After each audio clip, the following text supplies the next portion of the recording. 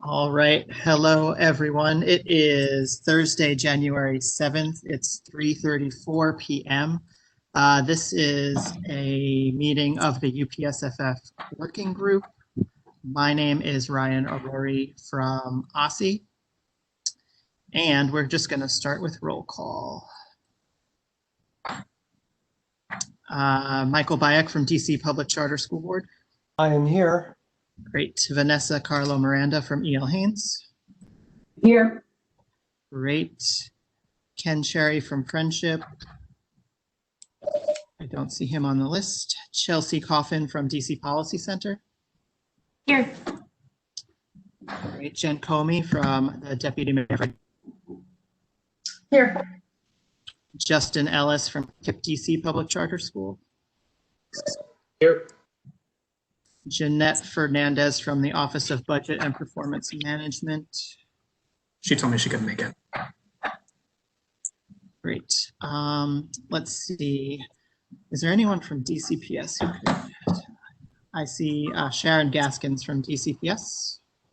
Good afternoon. Yep, here. Great. And Sharon, is anybody else from DCPS going to attend today? No, just me. Okay, great. Shannon Hodge from DC Charter School Alliance. Don't see her yet. Kubila Policy Institute. Here. Great. Shelley Hughes from EdOps. Here. Mary Levy, Independent. Here. Jack McCarthy from Apple Tree Public Charter School. Here. Alonso Montalvo from the CFO. Hold on, I'm gonna let Alonso join. Okay. Alonso, can you hear me? I'm here. Thank you. Thank you. Kathy Riley from DC Shape. Here. Raymond Whedon from Thurgood Marshall Academy.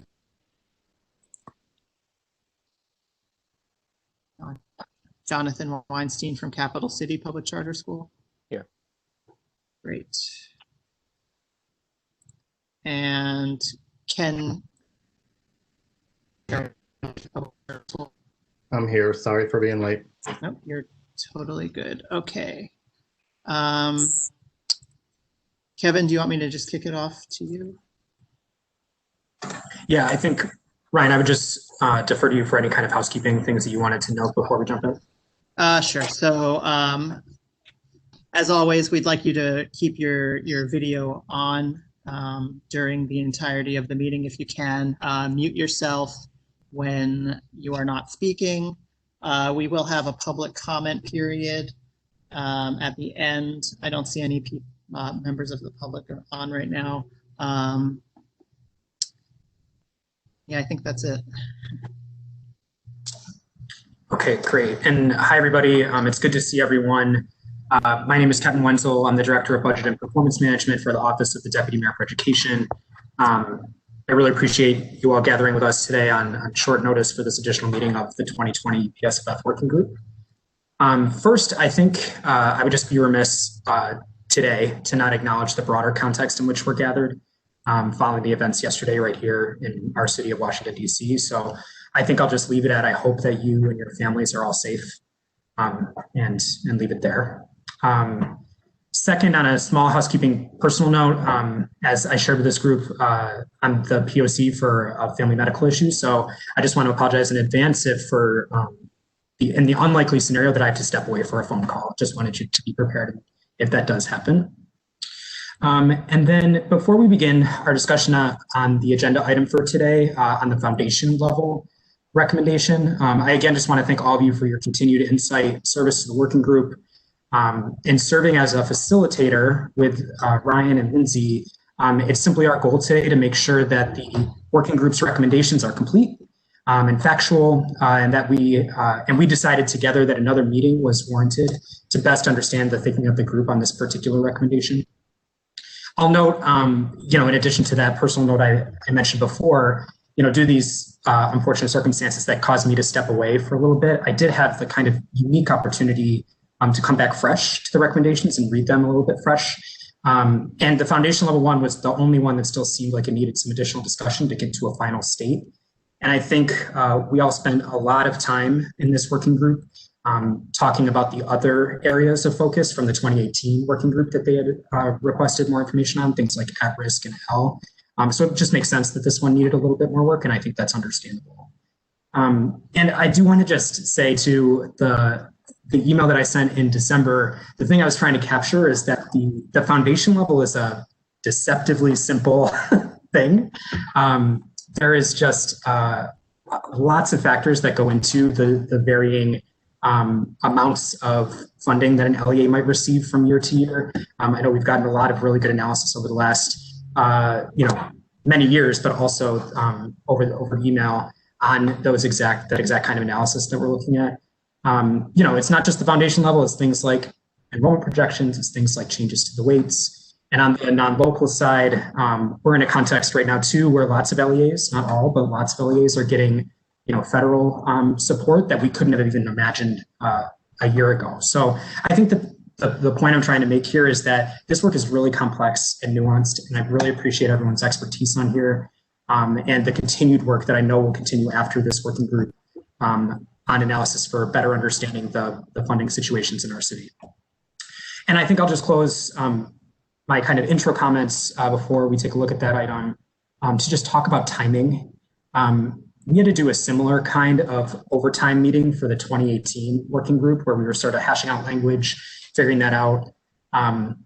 We thought then that was not ideal and thought we learned our lesson. And instead of just doing one December meeting, we built in 2 December meetings. But as it turned out, that still wasn't enough time. So I think as we move forward or look forward to the next working group, I think we'll certainly take into consideration the time constraints that this group was under, also in the context of the broader timelines and deadlines that we have to meet.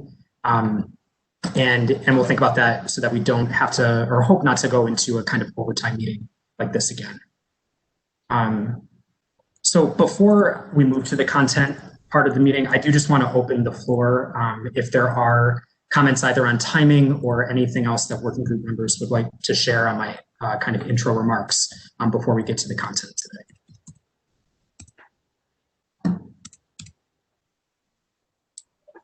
today. Kevin, this is Kathy. If you're looking at timing in particular, I don't think this was enough time. It wasn't just a matter of one more meeting to do the items that we were looking at, the kind of justice that they need.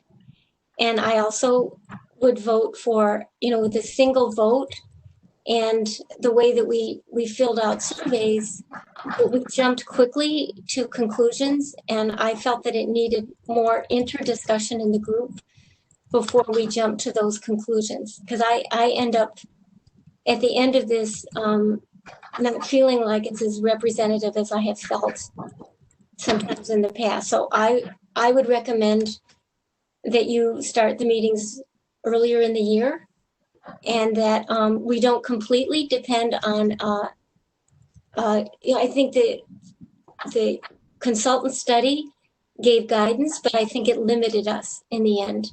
Even though you encouraged us to think outside the box, I think we stuck very close to it, and it prevented sometimes where we needed a deeper and more nuanced discussion.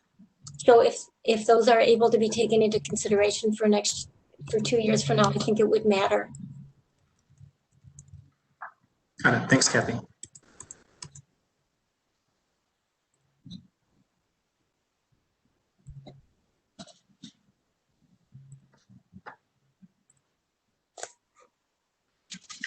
Anyone else before we get to the recommendation? Yeah, thank you. I just want to acknowledge some of the commentary from the chat as well. Yeah. I can't see it. Yeah, so I just want to acknowledge that, but thank you. So I'll just read it out. Mary had said, glad to hear that you're considering starting earlier next time. Kathy is right that we need considerably more time to do justice to the task and that the consultant study limited us more than is desirable. Got it. And who was that from, right? I'm sorry, that was from Mary Levy. And that's, sorry, just a housekeeping thing. if you are going to use the chat, make sure it goes to everyone so that everyone can see it. So thanks, Mary, for sending it to everyone. Great.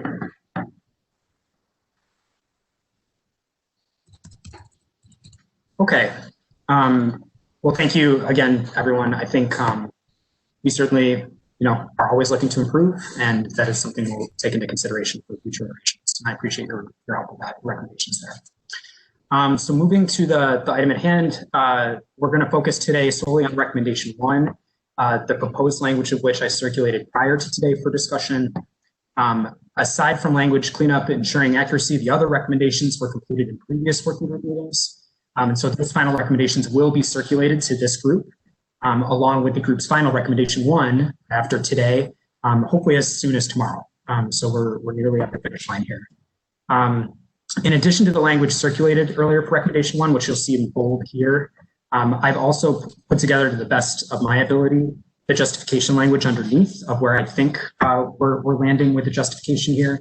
Of course, this is open for discussion, and I think we want to get to a good place on both the bolded text and the non-bolded text, and have a good discussion there.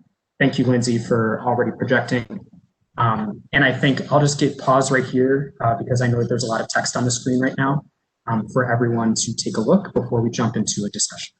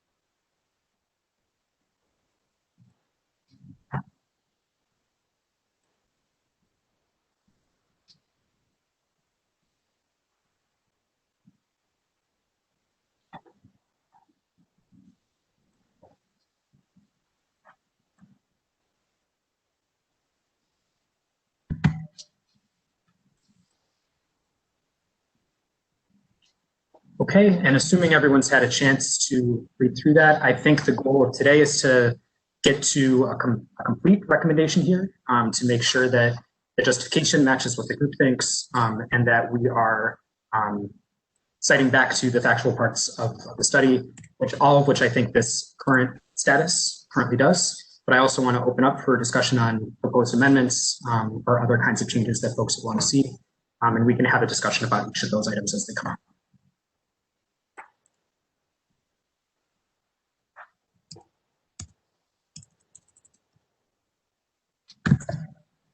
Meredith, this is Jen. It strikes me as I read it that it is lots of language in there to reflect what has happened over the last couple meetings in regards to foundation. So to me, it reads representing what we've been discussing. That's how I see it.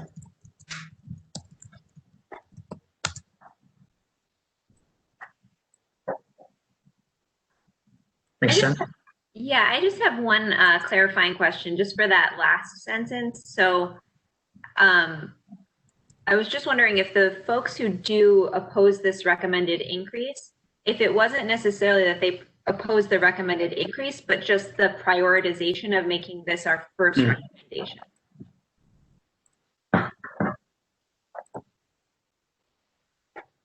Well, as somebody in that category, I guess the way it's phrased, that if we had actually put a number on the at-risk raise, or if we understood even how many of the 2 factors were overage students, which were the most behind, and how many were CFSA, and then we had seen what that amount of money was and what we were asking for, and then we had looked at the foundation level, that would have made sense to me. So it was both that it was moved to the first thing and that we didn't finish the due diligence on the at-risk.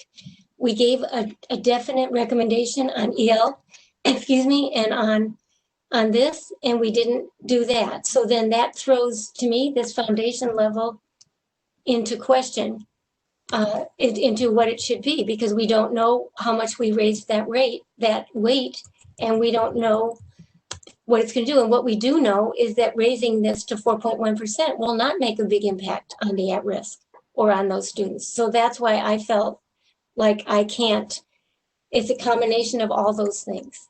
To say that I don't know if the 4% is right or not, because we didn't do the rest of the work on the at-risk.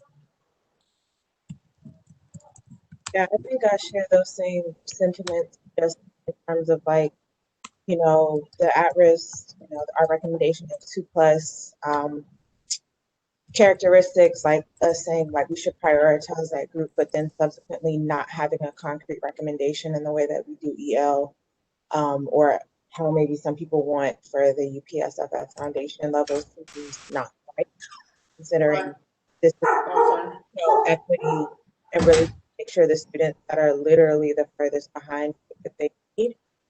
It seems like there's more due diligence for at-risk.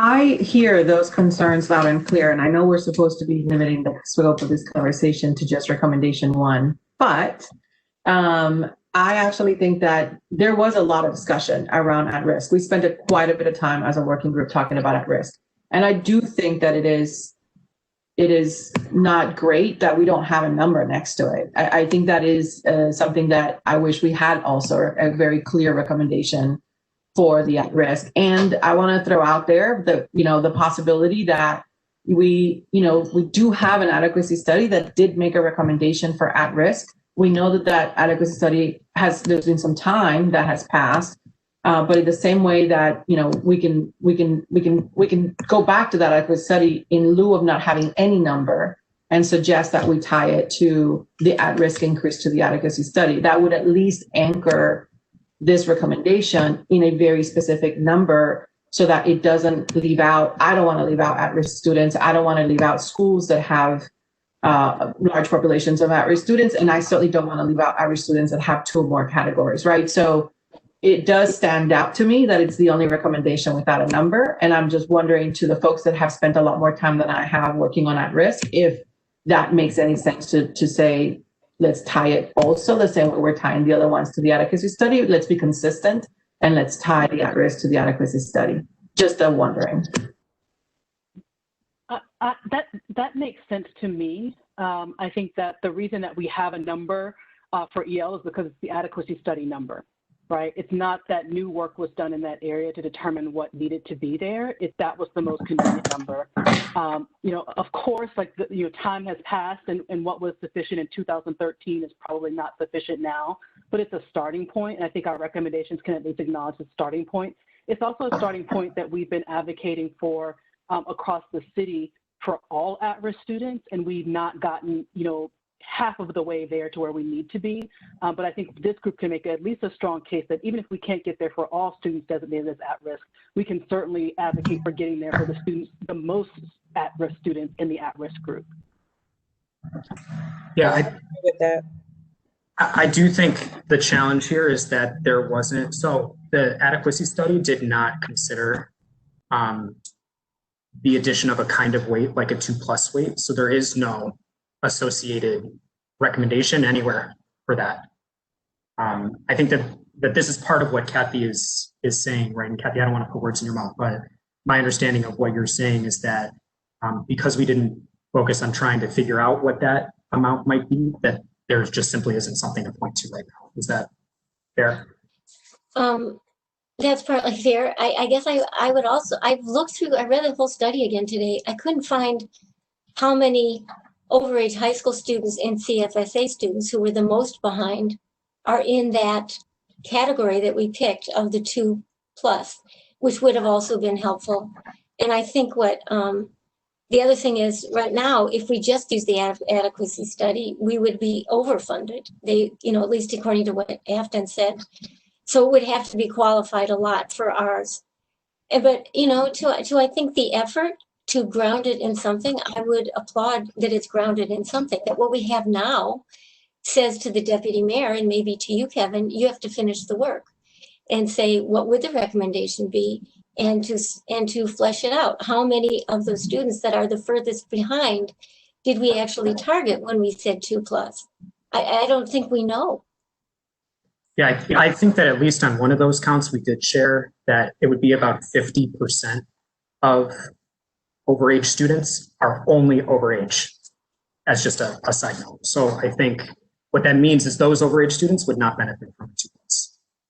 So there is information in there. Okay, so then it's 50% that would benefit. Correct. And the CFSA students, and that's where we got the 5,000 number. I think it's 5,389 students that we recommended, and I would, that's better than where we are now.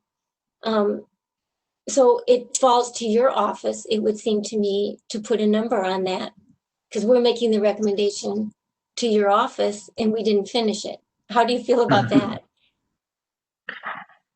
Of course, there are always lots of factors that go into determining any of these kinds of actual implementations. And I think that costing is one of them, and it's probably the most complex because there are so many constraints around it. But I think I'm comfortable with what the working group has put forth for the other recommendations is complete, and that we are ready to go on the other recommendations. Well, I appreciate that. I don't feel comfortable with it, but I am in a distinct minority here. So I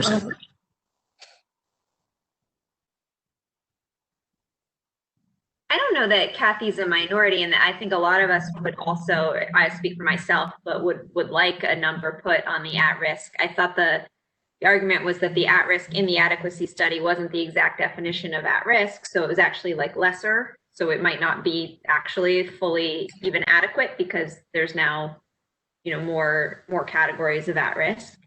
But I just want to say that I also agree that it would be really nice to have a number on everything, and especially the at-risk. We spent a lot of time talking about it, and it would be great if we had some sort of, even just similar to how we're doing with the UPSFF foundation increase, is just the best information that we have, the best data that we have, even if it's not perfect.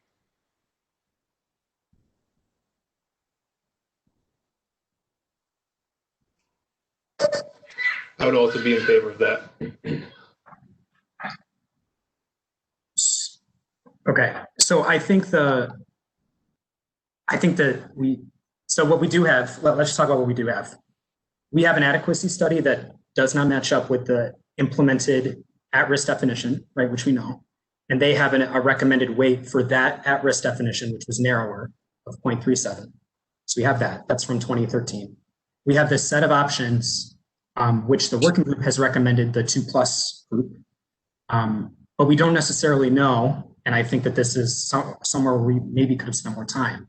We don't know how much more a 2+ student would need based on any of the information that we have, right? I think that we could look at the performance gaps, or we could look at different things, but that's just simply something we haven't done in this group. So I just don't know even what number we would put toward it, right? And I think that that's the crux of the problem, or the problem that's being cited.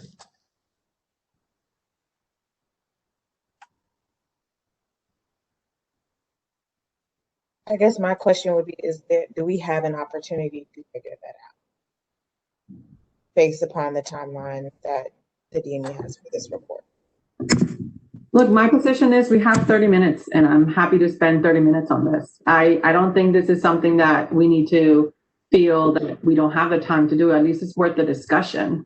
I understand the complexities. I've spent a lot of time looking at, education funding in DC for years, and trust me, the complexity of it does not escape me. I also understand how budgets get done in the city and the importance of making a statement about what we believe that the students need, particularly at-risk students. And so I'm happy to spend the rest of this meeting talking about how we get a number that people would feel comfortable that I think Shannon might have been the one who said it, that at least moves the needle forward. Like, we understand it won't be a perfect number, but at least moves the needle more than what we currently have in the at-risk weight. Mary made some specific recommendations. I don't know if we would be willing to look at those. I mean, she didn't make them as recommendations. Mary, you could speak to it. She did some calculations. But before we go into that, I think, of course, like this is sort of what I thought might happen with this meeting. But the item on the table is in front of us. So what I want to do before we talk about the other piece, which it sounds like there is some energy around, and I don't know that we'll get to resolve today, and I don't know we'll be able to put a specific number on, but what I do want to see is if everyone is comfortable with the language as written for recommendation 1, which the group has prioritized as the first recommendation. Kevin, can I make one comment? Actually, I think Shelley brought up a good point, because I actually, and Kathy, because I think I was also in this camp. So the last sentence, yep, where to me it is the focus is really on a smaller number of working group members preferred recommending targeted funding to the subsets that demonstrate the greatest needs. I mean, that essentially to me is shorthand for the discussion of the order and whether or not foundation be included at all. So I would actually feel comfortable with that. So I think, Jen, what I would propose there, given the comments from Shelley too, would be right now it reads that a smaller number opposed this recommended increase, but I think what it should read is a smaller number opposed prioritizing this recommended increase relative to the other subsets. Do you think that that is accurate? That to me feels better. Shelley and Kathy, do you agree? So we opposed, I mean, we still prefer recommending targeted funding, right? Mm-hmm. That's right. Yeah, to me, I feel like we could kind of cut that opposed this recommended increase and just go through, there was a preference on the targeted. That to me feels more accurate, but and we might be getting into wordsmithing. So if those that feel like they are represented by the sentence, do we want both the opposed and preferred or just the preferred? Well, to Vanessa's point about how complicated it is, if we had actually done a substantial increase to the at-risk, we might have looked differently at the foundation level. With the combination of the EL raise of 17 million and whatever we would have done here, we might have looked at the foundation level a bit differently. I don't know if we would have gone with 4% or not, but I don't feel attached there. This language works for me, but if you want to change it a little bit, that's all right. I'm not in the group in that last sentence, but I think that just taking out the opposed is recommended increase and makes sense, in part because our recommendation is not, our list of recommendations is not do this first and then once this box is checked, do something else. This was a strategic decision around what we thought would draw the most attention, but I don't think anywhere in our recommendations do we say, don't do this one until you do these others. So to me, we didn't actually prioritize the implementation. We chose a strategic order of presenting them in a document. And I don't want to overstate what we did with this.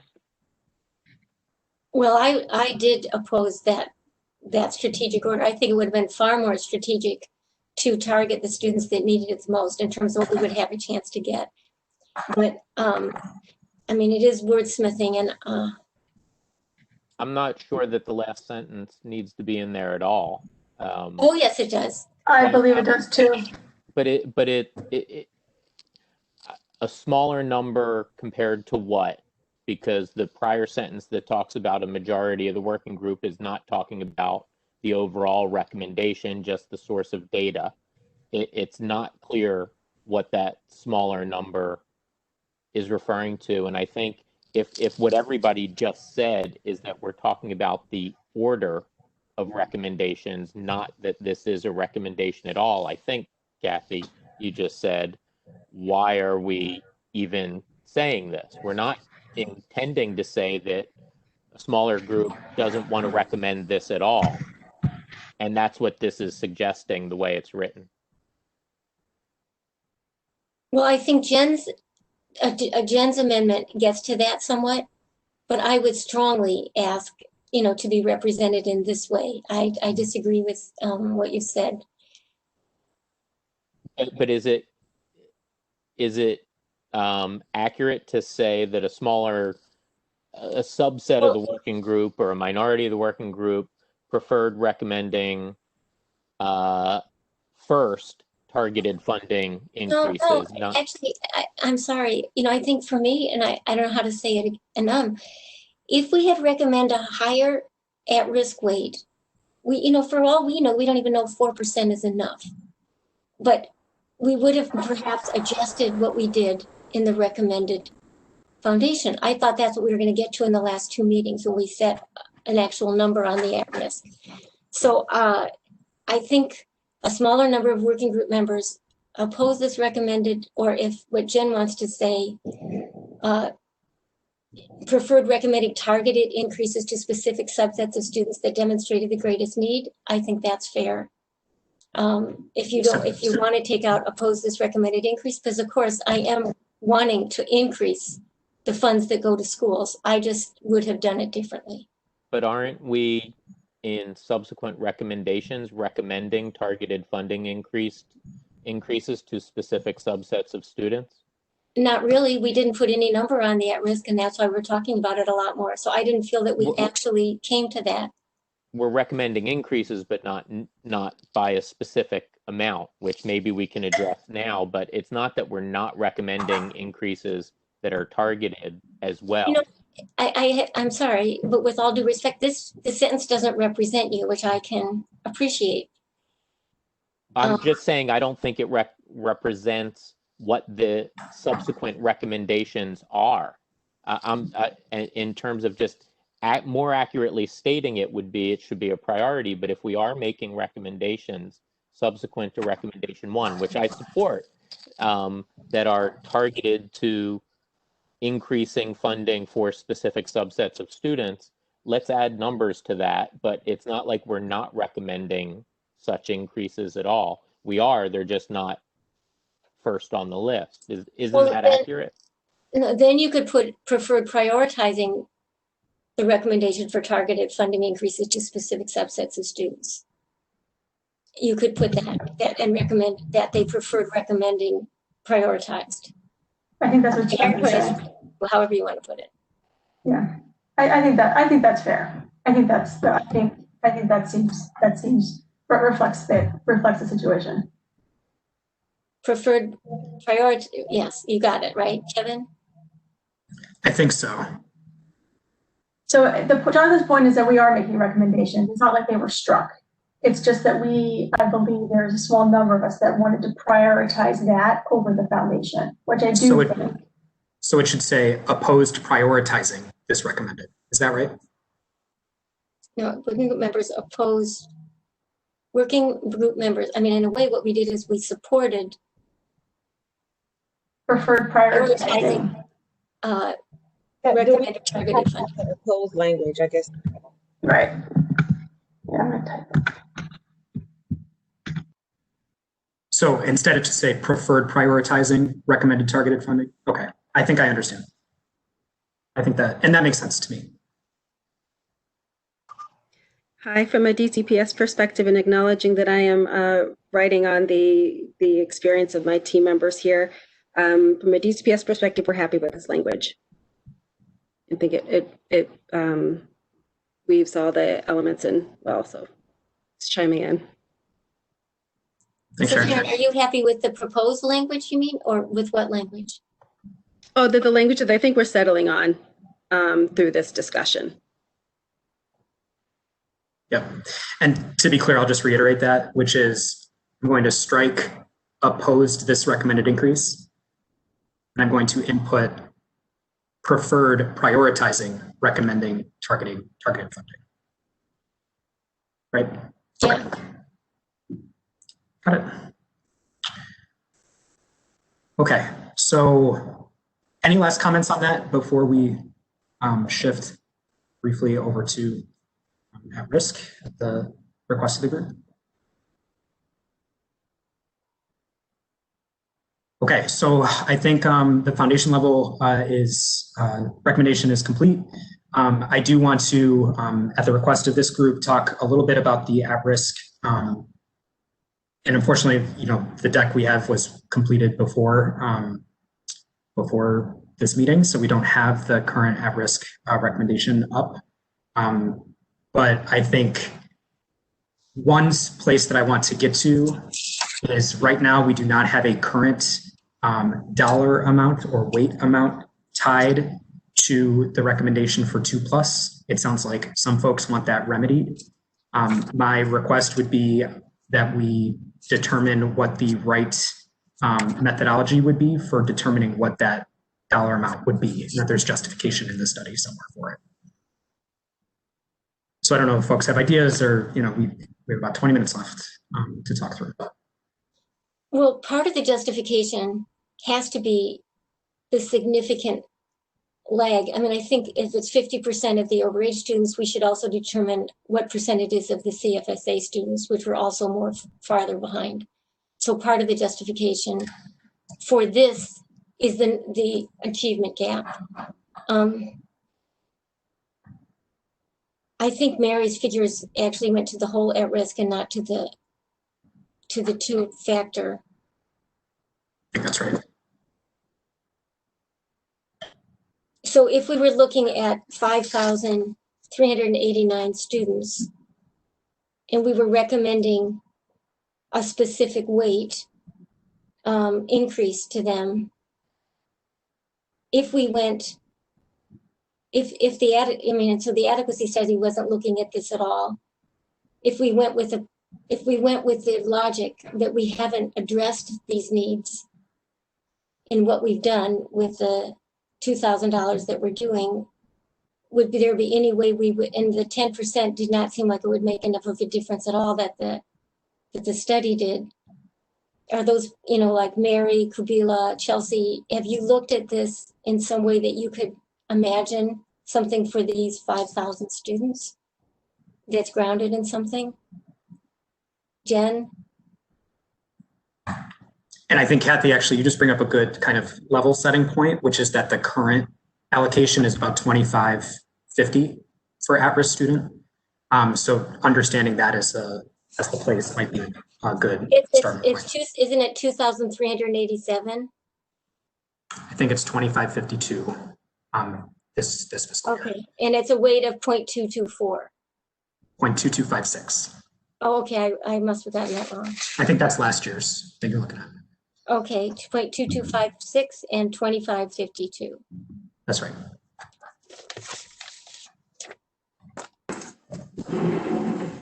So this is Chelsea.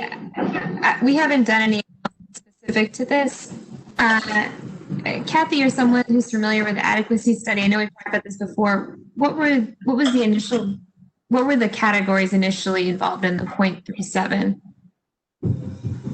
Was that just generally at risk, or was it? Yeah, sorry, Kevin. No, it was right. Yeah, it was TANF, which all of which are included in the current recommendation, but it was TANF, homeless, and CFSA. So, and then in the implemented definition, it was those three groups plus SNAP and plus high school low-wage students. So it's kind of a big deal that they left, that we didn't have any calculation for overage. Yeah, if you look at it, that's right. So what if they recommended for those three, and SNAP is a small number of students, is that correct? No, SNAP is a very large number. It's the of largest students. one? It's the largest one?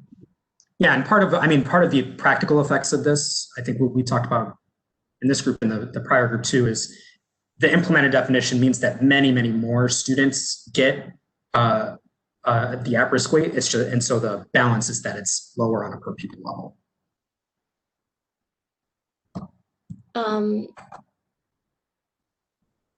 That's right.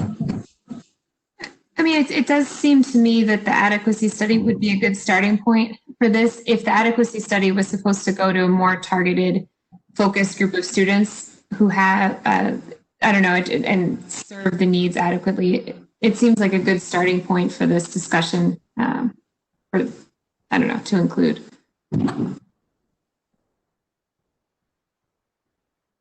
Yeah, But I do think in lieu, like, I mean, I simply have not had any time to do any additional analysis, but I do think in lieu of that, like, we have that inadequacy study. It gives us something at least to work with.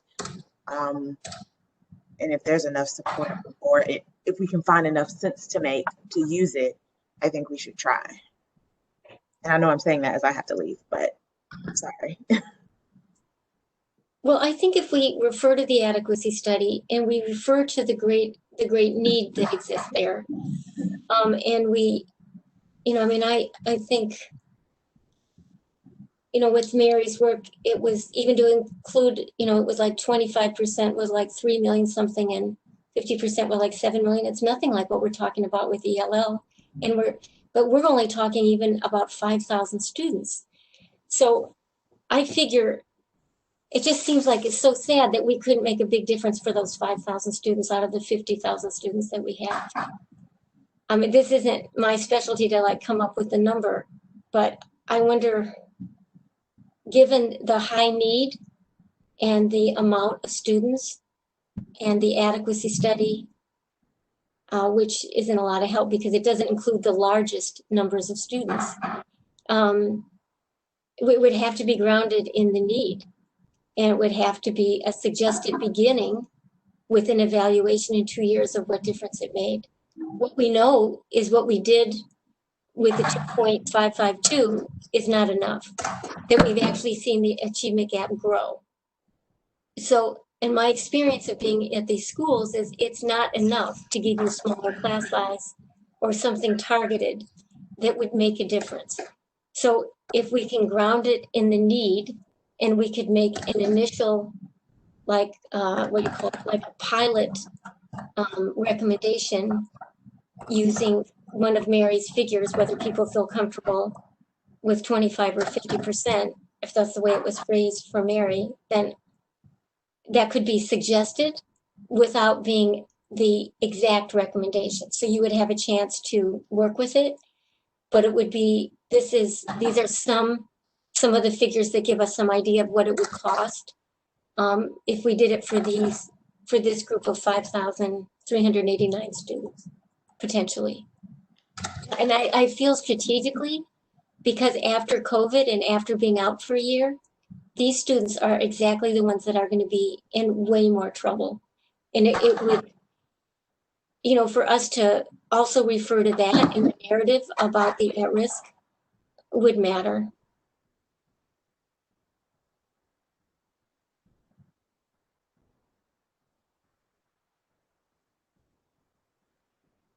Yeah, I think what I'm running into here is just a similar kind of problem that I felt we had with recommendation 1, which is the group could put forth a recommendation of a 25% of the current at-risk weight or a 50% of the current at-risk weight, which I think is based in the work that Mary put together. But I don't know what that's based on aside from it just being 25% or 50%. No, I guess, Kevin, you really have to go into a strong narrative about the need. Since we didn't prioritize it, then I think in the narrative, it has to really talk about the need, and it would fall to your office to make a specific recommendation in order for anything to go forward for FY22. So I feel like the recommendation to the mayor comes from the DME's office, and I don't know what you'll use, but in a way, we're making our recommendation to you and to your office to start somewhere and make this concrete. So those kids, if we're not saying we want one over the other in these recommendations, it means we have to do something for the at-risk. So Kathy, I think on that, and I wonder, and I'm curious for the full group as we get, close to the end of time here, again, it's a timing issue, but I think that we could put in language that I think is reflective of this conversation, which says that any additional weight should be based on the relative need. And I do think we have some indicators of that in the study. We know how their performance is relative to students with no at-risk factors, for example. So we know what those gaps look like over time. And we could, as part of that, have language in there explaining that would be a source or one potential source for understanding what the relative need and the relative funding for that group would be. Would that get closer to where you would like to get? Well, only if your office actually comes up with a number. I mean, what can Right, I I mean, I say? think- You know, if there's no follow-up, and you know, if the mayor just takes this, then there's nothing for her to do. It's just like, well, that's a need, but there's no recommendation of what I do with it. So I'll just go, you know, and I don't feel completely comfortable with the 4% because there's the LEAs across the board have very different kinds of resources. But we kind of did that, even though some LEAs are suffering and some LEAs have lots of money in reserve. But in this one, unless your office puts something concrete, nothing will happen. So I understand that, what you're saying. I guess all I'm saying is if you don't follow up with it, nothing will happen. This is Mary Levy. I actually, helped work on the adequacy study back in 2013. When I went back to it this time around, I realized first that you can't just take what they recommended as a foundation and apply it to today's weights, because today's weights are quite different in many ways from what the adequacy study recommended. And what really struck me was that the weight we are currently using, 0.2255, is only generates a little over half of the amount that the adequacy study recommended for at-risk students. So, I updated for inflation the amounts that the adequacy study recommended for all the categories, and the difference for at-risk was just striking. So I would say that whatever we can do for this small group of 5,000 some students would be at least a help in coming closer to what the adequacy study was really recommending. Okay. So Chelsea had in the chat a definite recommendation. Yeah, I wish we could give more time to this, but it does seem to me like if the intent of the adequacy study was to really provide resources to those who are needed, that was the spirit. The definition ended up getting expanded a bit. We could say, look, we want to get at least this group of students with more intense needs, perhaps with more intense needs, up to where they should have been funded. But I think to me it makes sense as a starting point. But I don't know what the group thinks. There's just not enough time.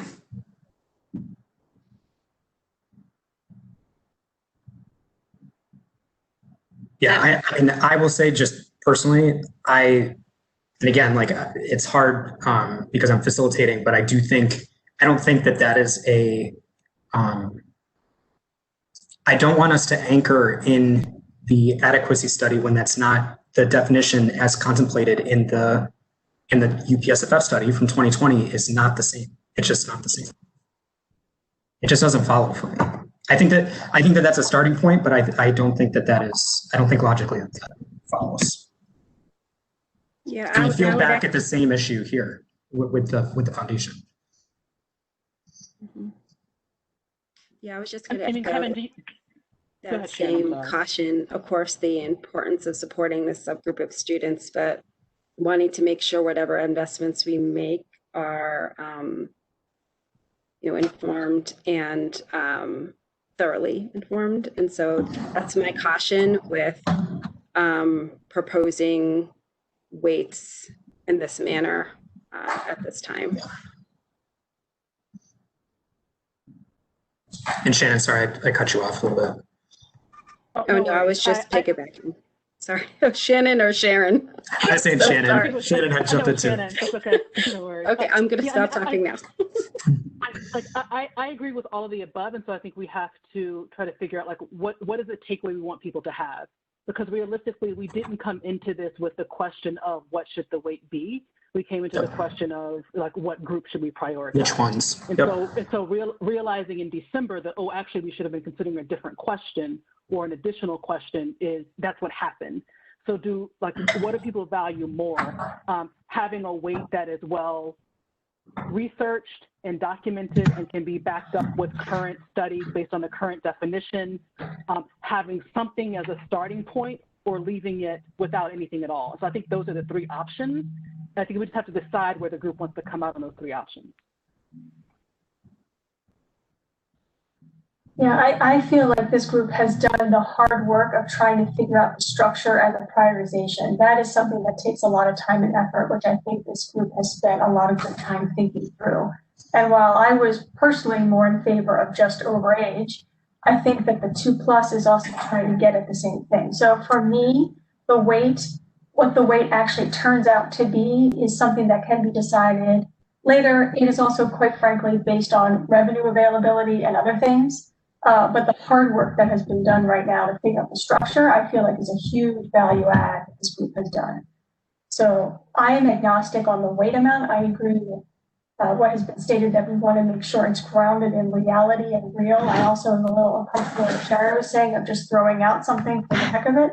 I mean, I think there can be more narrative in here, or narrative about the amount the group struggled with it, but did the hard work of the structure. Have there, for those who are focused on the at-risk students specifically, are there studies, without being the challenge, that I've had as a consultant and others in coming up with estimated costs, especially when there are 100 different ways to accomplish a goal, is trying to say how much money per student is needed to improve that student's performance. And you could say, if a case manager has 10 students and a case manager costs $50,000, we should increase it by $5,000 per student. And that's one way to make sure that a group of 10 students gets the support they need. That's not the only answer. Obviously, it's a rough thing, but I think without looking at that, we won't come up with the specific number. I don't think we want to be prescriptive and say, here's the one book that every school should have or every student should have, or the materials or programs. But I think coming up with that estimated cost is a helpful way to get to a number. And I'm not aware of those studies. If they exist already, great. If not, that could be part of the next step to quantify that. Thanks, Jonathan. Well, you know what, Kevin, we don't even have a recommendation that then the next time we would look, unless your office picks it up. I think what Shannon said is right. We didn't look at that.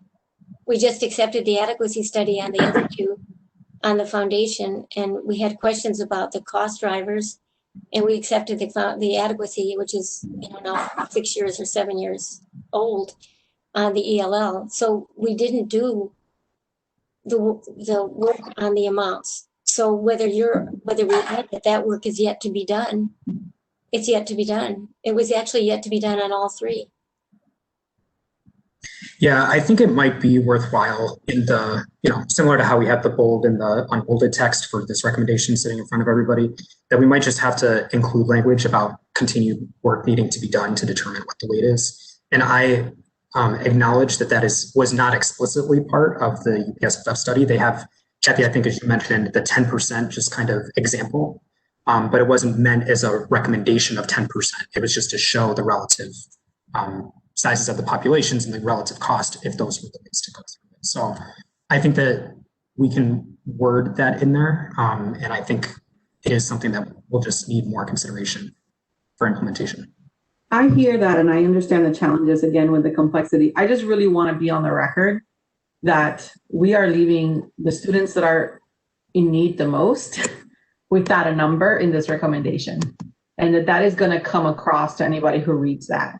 And I get the challenges. I get the complexities. I've been doing this for a long time. I was part of all these studies. I am telling you that at the end of the day, we as a working group are putting forward a report that is leaving the kids that need it the most without a solid recommendation because we are caught up trying to figure out what the right number is. And I just want to be on the record that I am proposing, even with the limitations, that we still cite the adequacy study and that we cite the need based on performance, because we need to be able to do something to support at-risk students. I understand that it's 4:29. I understand we tried our best in the last 30 minutes to discuss this, and that I'm in the minority, but at least I wanted to be on the record on that. Thanks, Vanessa. I agree do. with Vanessa. Sorry, guys, I need to interrupt you for a second because we do need to open it up to public comment. We do have one member from the public that is attending this meeting. So if you would like to speak, please use the raise your hand feature and I can unmute you.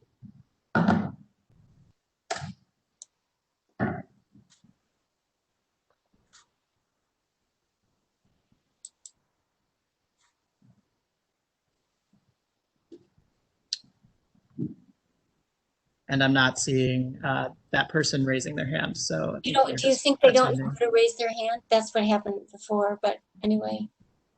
If you do want to speak, you could do the raise your hand, or you can send a chat to the host and I can unmute you.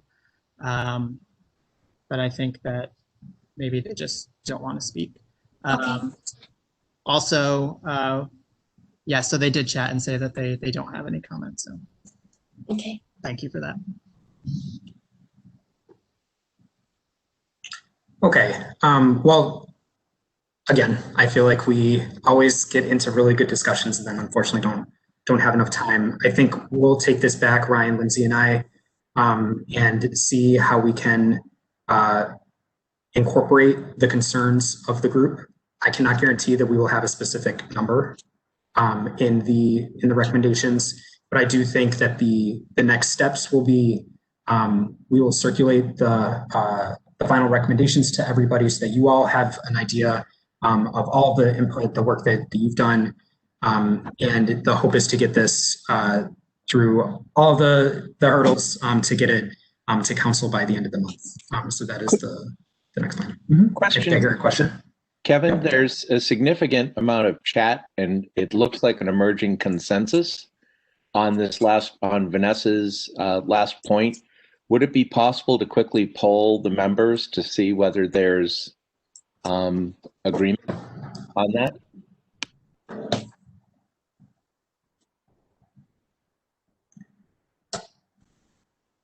So I think what I'm seeing as the motion, and Vanessa, please correct me if I'm wrong here, is to acknowledge the 0.37 adequacy study recommendation for the narrower at-risk weight and say that the new recommended 2+ weight should be in reference to that. Is that correct?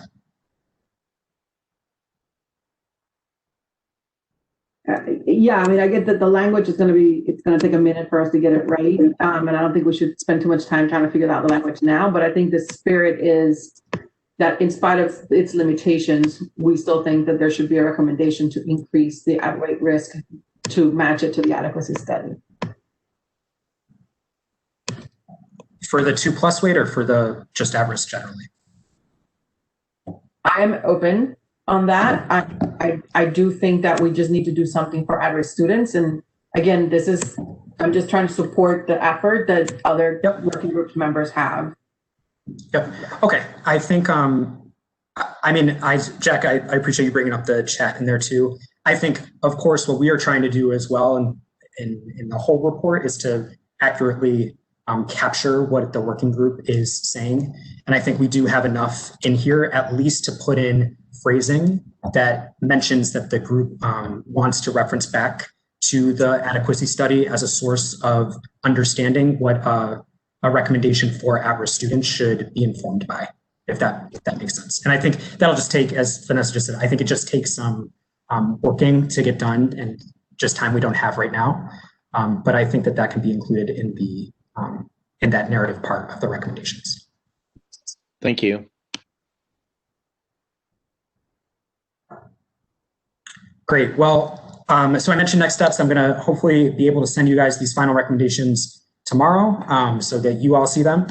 I just want to reiterate that I very much appreciate your insight, your wisdom, your service over the last several months. And I look forward to working with you all in the future. Please feel free to keep in contact with me via email or phone. And thank you very much for your service to the group. Thanks, Kevin. Bye, everybody. Bye-bye, Kevin. Thanks, everybody. Thank you. Thank you. Thank you.